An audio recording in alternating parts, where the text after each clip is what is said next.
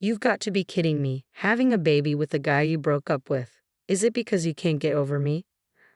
Are you hoping that by having a child, you'll somehow keep me in your life? That's absurd.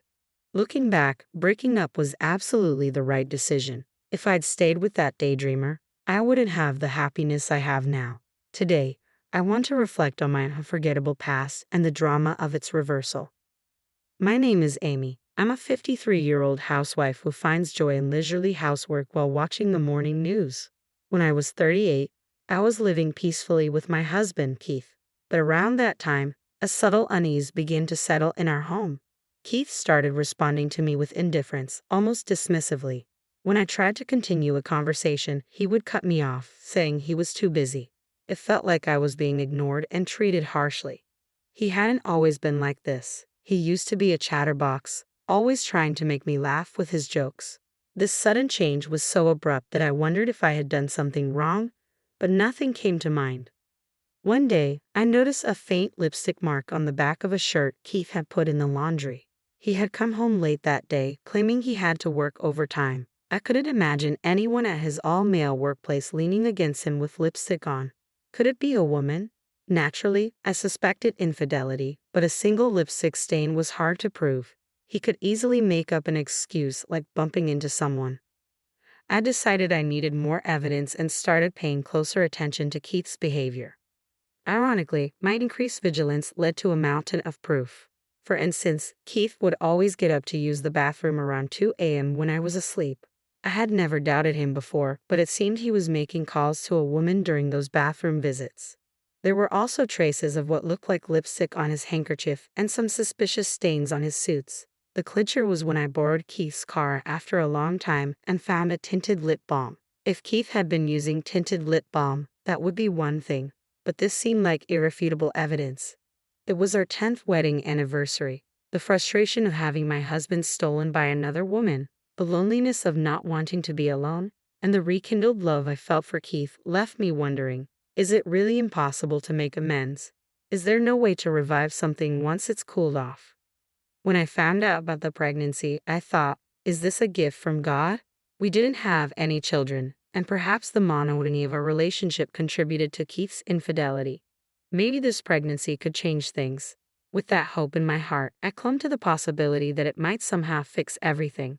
When I told my husband about my pregnancy, his response was shocking. "Give me a break," he said dismissively. "That's just troublesome. Let's break up." I couldn't believe my ears. Looking back, I suppose I was naive to think he might come back to me. It's rare for a man who's been unfaithful to return. Life doesn't always work out like a TV show or a movie. Back then, I believed in our love and thought that surely we could reconcile. "How could you say something like that?" I cried. "It's your baby." His response was cold. "Even a child would be better off without a father like me. You've realized that, haven't you?" Seeing him smirk, my heart sank. I had been pretending not to know about his affair, hoping that once the baby arrived, things would go back to normal. But now it felt like I'd been pushed off a cliff. I thought that if the affair came to light, the tension between us would drive him away for good. But that was a miscalculation. I had hoped he would catch me in the act, but he never said a word. I was exhausted from waiting. I had been waiting for him to say, "You can't be serious. Let's divorce." But instead, he simply added, "Seriously, don't make this harder for me." "Are you joking?" I asked, my voice trembling. "I wouldn't lie about something this serious." He smirked again and said, "I have a cute 24-year-old girlfriend now. I don't need a 38-year-old who's going to gain weight from pregnancy." He then added with a cruel laugh, "If your figure goes pear-shaped, you're out." I couldn't muster a single laugh. "Just take this," he said, handing me the divorce papers. "I'll pay alimony or whatever. Just sign quickly." For 3 days, I cried continuously, unable to stop. Eventually, when he stopped coming home altogether, I signed the divorce papers. 5 years have passed since then. The fear of growing older and being alone was daunting, but fortunately, I found solace in remarrying my old friend Troy, who had also been through a divorce. Together, we've been living modestly but happily with our child. Troy's ex-wife had also cheated on him, and like me, he was a survivor of a painful divorce. Our shared experiences have made living together comfortable and understanding. Every year on our anniversary, Troy reserves a table at a fancy restaurant and gives me thoughtful gifts for my birthday. I feel truly cherished. With these thoughts in mind, we celebrated our wedding anniversary again this year at our usual upscale restaurant. As we were enjoying our meal, I heard a voice that made my stomach churn. "Wow, it's Amy," said my ex-husband, who had just emerged from the restroom. I couldn't hide my disgust. The unexpected encounter with my ex-husband was a tragedy. "What are you doing here?" I asked, barely masking my irritation. "Just a business dinner," he replied with a bored look. "Not like you." He glanced over at me, then at our child, and sneered. "You had that kid with the guy you broke up with. That's disgusting." He reached out and grabbed our child's hand, scrutinizing him with a cruel smirk. "Seriously, you've got to be kidding. Having a kid with the guy you left. Is this your way of clinging to me? Did you think having a child would somehow make it harder for you to cut ties with me?" His grin widened as he spun the child around, clearly enjoying the distress he was causing. Our child's face contorted in fear and he began to cry. "Papa, Mama, help. I'm being taken by a stranger." "Stay there," my ex said coldly. "I'm your papa. Your mom is right there. You're just as stupid as she is." The sight of him, relishing in the pain he was causing, was a painful reminder of the past I thought I had moved beyond. Just as he finished speaking, a man over 6 feet tall appeared behind him and grabbed my ex's arm firmly. "That child is mine," the tall man said, his voice steady and authoritative. I couldn't help but chuckle at my ex's surprised expression. "Oh, this guy's Amy's new husband," my ex remarked, though I didn't respond to his question. "I don't know what you were talking about," the tall man said, "but you can't make a child crying and get away with it." He glared at my ex, and a tattoo peeked out from under his sleeve. My ex's face went pale at the sight of it. "Hey, Amy, stop your husband," my ex stammered. "That woman is not my wife," the tall man replied. My ex looked stunned, glancing back and forth between me, the tall man, and the still crying child. "Wait, then who's this kid?" he asked. Before my ex could react, the tall man had secured his arms behind his back. "This man is acting suspiciously," my ex shouted. "Someone call a staff member. There's a man here harming my kid."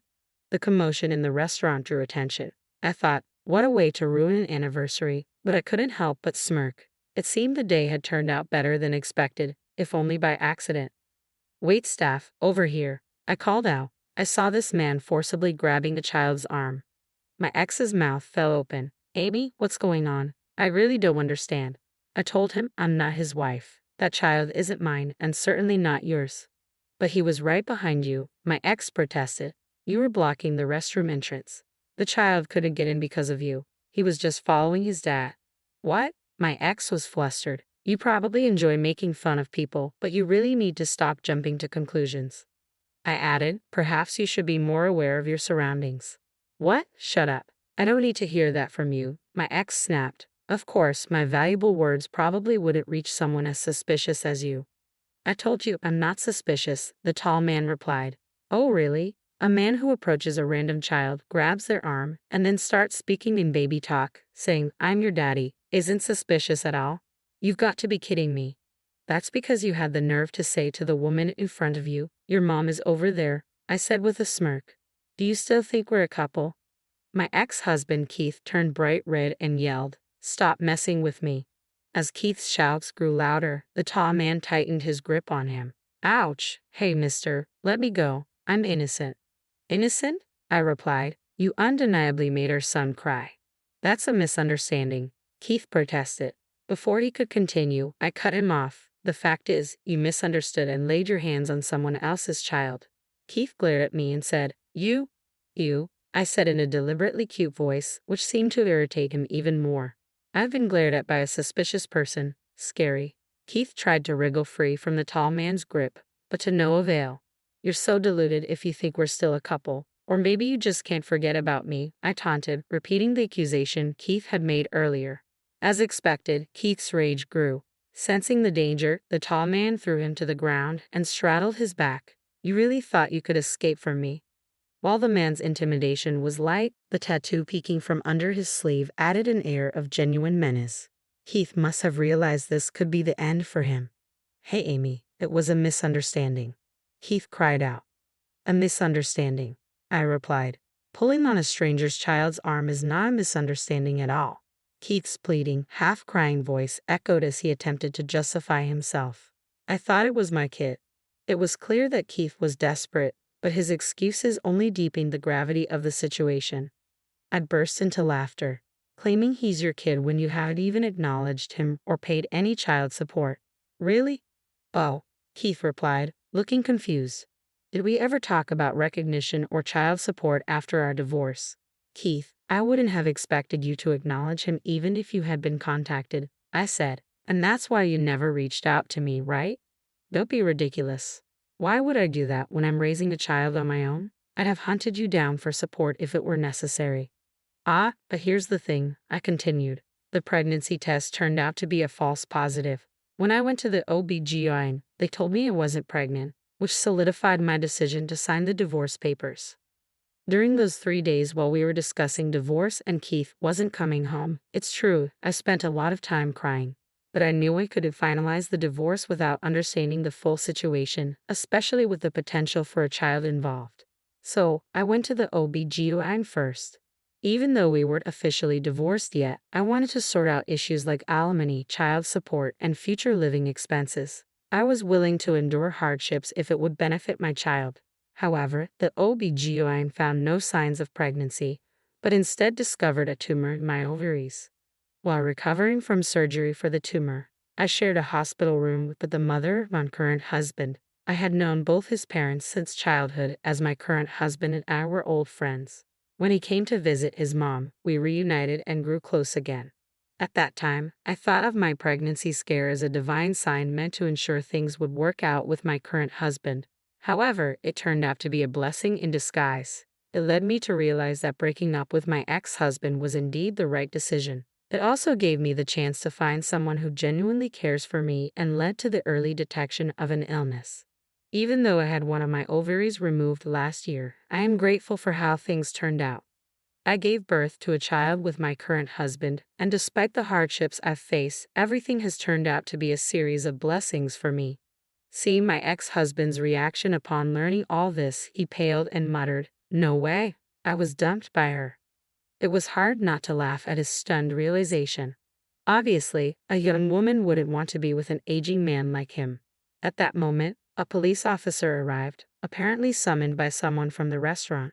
My ex-husband received a stern warning from the officer and avoided further trouble by sincerely apologizing to the child's family once the misunderstanding was cleared. The reprimand from the police seemed to have hit him hard. He even came to apologize to me personally. Although he didn't know where I lived, he managed to find my parents' home and express his regrets to my mother. "I made a terrible mistake," he admitted. "I was wrong." Seeing him like this, aging, rejected, and alone seemed to have broken his spirit. He appeared to be struggling with the loneliness of having no one to turn to. But despite his apology, I really couldn't care less. I continued to ignore him. If we hadn't run into each other that day, I would have long forgotten about him. When we crossed paths, my current husband had noticed I'd been away from our table for a while and came to check on me in the restroom. He decided to stay in the shadows, thinking this might be my chance to confront my ex. I would have stepped in if anything escalated, but the man restraining my ex was incredibly strong. Apparently, he was a returnee and had been a football team captain in America, which explained his impressive strength.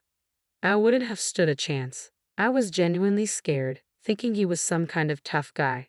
Hearing this made me laugh along with him. I admit, back when we got divorced, I wasn't strong.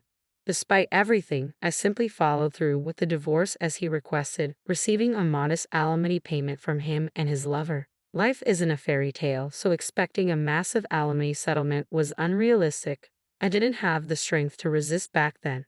But I finally found my voice and stood my ground with my ex-husband, which helped me become truly strong. Now, I can face my husband and my child without any guilt. Coincidentally, the day of my marriage anniversary this year also marked a new beginning for me. My husband has since become a freelance architect and doubled his income, allowing me to quit my part-time job and fully embrace my role as a stay-at-home mom. Our slightly rebellious daughter might grumble when I ask her to do things, but she quietly helps out when I don't ask. Only my husband and I know about her loving nature.